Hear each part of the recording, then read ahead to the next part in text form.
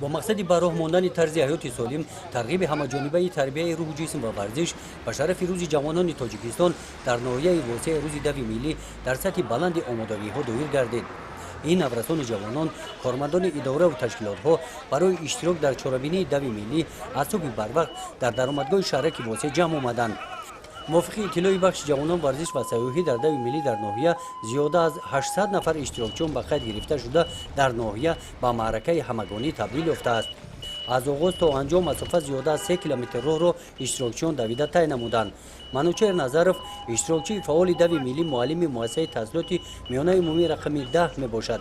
منوچهر سال 8 می شود که غالب این چهاربینی می گردد.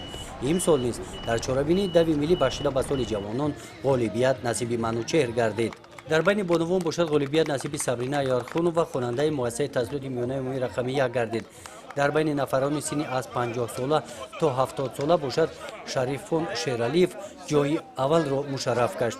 در قسمت فرهنگی چهاربینی با غالبان روز دوی ملی از نام مقامات اجرایی حکومت دولتی ناحیه واسع تحفه‌های خاطروی تقدیم کرده شدند.